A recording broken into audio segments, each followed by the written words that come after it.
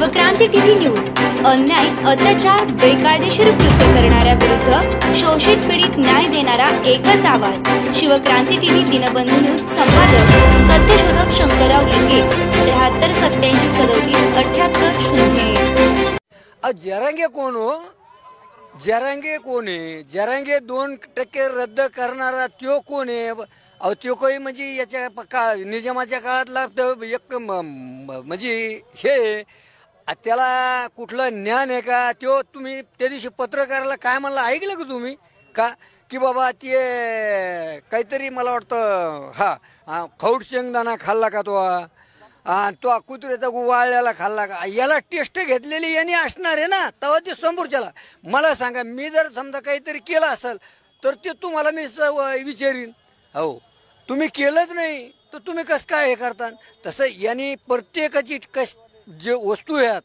कुत्र्याचा गो खौड शेंगदाणा कुठं सडलेली भाजी कुठं पडलेली दारू कुठं वला गांजा हे सगळे टेस्ट घेतलेली म्हणून हे लोकाला सांगतो समाजाचा दोष नाही त्याच्यात दोष ह्या गध्याचा आहे आणि ह्या गध्यामुळं समाजात आज जर फूट पाळली असन समाजासमाज तर ह्या गध्यानी पाळली आणि ह्या गध्यामुळं सगळा तुम्हाला सांगतो महाराष्ट्रामध्ये जातीतेट निर्माण झाला आणि स्वतः आज मी लिहून देतो मी स्वतः अडाणी असून की फक्त तोटा झाला असेल तर सगळ्यात जादा मराठा समाजाचा आणि एक सामान्य 10% जो समाज गरीब मराठा त्याचा ओबीसीचे नेते बटुळे बाबा माझ्यासोबत आहेत बीडमध्ये महाएल्गार सभा पार पडल्याच्या नंतर आता ओबीसी नेते जे आहेत ते प्रमुख झालेले आहेत ओबीसीच्या आरक्षणाला धक्का लागणारा जो GR जो आहे तो आता सरकार रद्द करेल असं वाटतंय सरकार रद्द करीन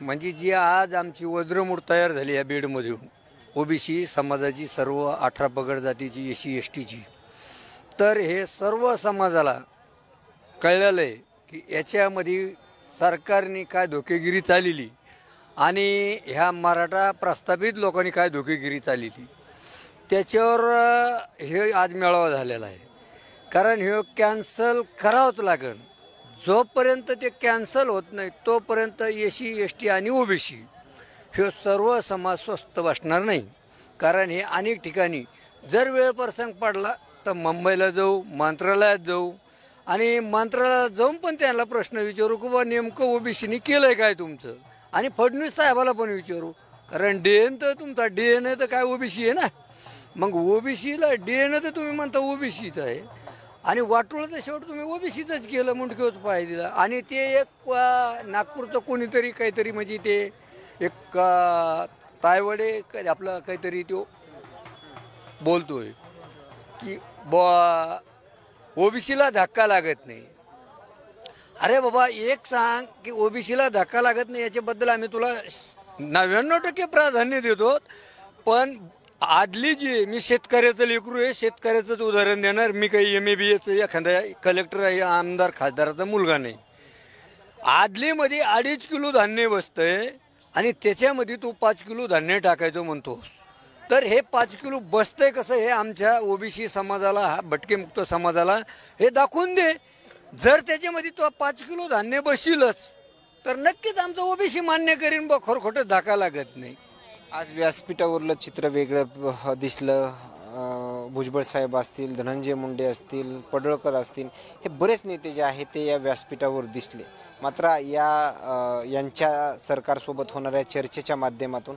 कुठंतरी सकारात्मक या GRच्या संदर्भात निर्णय ओबीसीच्या बाजूने असं वाटतंय नाही ओबीसीच्या बाजूने आता जर सरकारला गरज असेल ओबीसीची तर ओबीसीच्या बाजूने येईल आतापर्यंत आपले जी ओबीसीचे नेते होते प्रत्येक पक्षात विभागलेले होते प्रत्येक याच्यात हे व्हायचे नको बाबा जाऊ द्या चला चाललंय आज ना उद्या काहीतरी कोणतं तरी धोरणात लागन एखादं कुत्रं भोगतंय भोगू द्या बाबा कुत्र्याला काय फरक पण बाकीचा इतर समाज आपला बाकी मराठा समाज आहे आपल्या एकूणाला ह्या तत्वाने हे आज जे नेते जे एकांत्र झाले तर याच्यामुळं 1-2 वर्षापासून शांत होते तीर होते का नको आहे दुखायला कोणा मित्रच आहेत आज ना उद्या आपण ह्याला याच्यामधून पक्षातून त्या पक्षात आलेले ते आपलेच आहेत ह्या पक्षातून त्या पक्षात गेलेले आपलेच आहेत संगत राहतो मंत्रालयात संगत येतो ह्या भूमिकेतून ह्या ओबीसी नेत्यांनी आतापर्यंत 2 वर्षे कळ काढली, पण शेवट आज नाविलाज झाला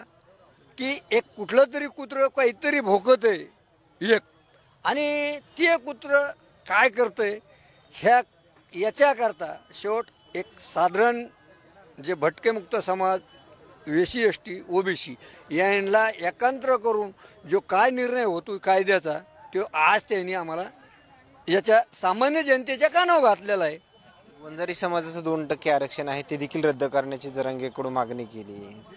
जरांगे कोण हो? जरांगे कोण आहे? जरांगे 2% रद्द करणारा त्यो कोण आहे? अहो त्यो काही म्हणजे याच्या निजामाच्या काळातला एक म्हणजे हे त्याला कुठलं ज्ञान आहे का? त्यो तुम्ही त्या दिवशी पत्रकाराला काय म्हणलं ऐकलं का तुम्ही का? की बाबा ते काहीतरी मला वाटतं खौट शेंगदाणा खाल्ला का तो कुत्र्याचा वाळल्याला खाल्ला का? याला टेस्ट घेतलेली यांनी असणार आहे ना, तेव्हा ते समोरच्याला. मला सांगा, मी जर समजा काहीतरी केलं असेल तर ते तुम्हाला मी विचारीन. हो, तुम्ही केलंच नाही तर तुम्ही कसं काय हे करता?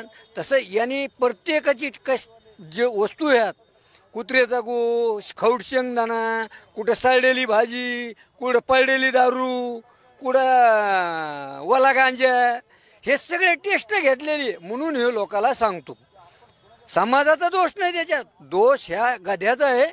आणि ह्या गध्यामुळं समाजात आज जर फूट पाळली असेल, समाज तर ह्या गध्यानी पाळली. आणि ह्या गध्यामुळं सगळा तुम्हाला सांगतो महाराष्ट्रामध्ये जातीतेट निर्माण झाला. आणि स्वतः आज मी लिहून देतो, मी स्वतः अडाणी असून की फक्त तोटा झाला असेल तर सगळ्यात जादा मराठा समाजाचा, आणि एक सामान्य 10% जो समाज आहे गरीब मराठा त्याचा. तुम्ही म्हणतायत की जरांगे पाटील दारू पितात, मात्र ते तर म्हणतात दारू वगैरे पितात. ऐका कसं असतं, आता इथं पटांगणात आलो मी, ही सगळी जनता आहे. तुम्ही काही बघायला आहेत का मी मागं काय केलंय म्हणून? हा, अरे ज्यांनी केलंय समोर या, तिकून त्याच्याजवळ मीडिया ठेवा, माझ्यापाशी मीडिया ठेवा, मग बघू आपण काय केलं. असं काय असतं हावर मारून माकू बोलवतो? काय माहिती? अहो सगळंच माहिती आहे, सगळंच माहिती आहे. काही थोडंफार काय माहिती त्यो ऐका, मी समाजाच्या हेतूचा माझ्या अनेक मित्र असल्यामुळं दुःख देत म्हणून मी काही गोष्टी बोलत नाही. टोटल माहिती आहे जरांगे पाटलाचं काय काय यांनी कुठं कुठं काय काय केलंय म्हणून 35 वर्षाच्या काळामध्ये. ओके, धन्यवाद. हे होते बटुळे मामा. आणि मात्र जरांगे पाटील यांचं बॅकग्राऊंड सांगताना आणखीनही त्यांनी स्पष्ट जे आहे ते वक्तव्य केलं नाही. मात्र या त्यांच्या आलेल्या प्रतिक्रिया ओबीसींच्या एल्गार सभेच्या नंतर काय सांगून जातात हे नक्कीच समजलं असेल. मात्र आणखीन काही नवीन अपडेट्स मिळतील का हे देखील पाहणं तेवढंच महत्त्वाचं ठरणार आहे. कॅमेरामॅन सोबत सूर्य रिजुबिडिया, बीड.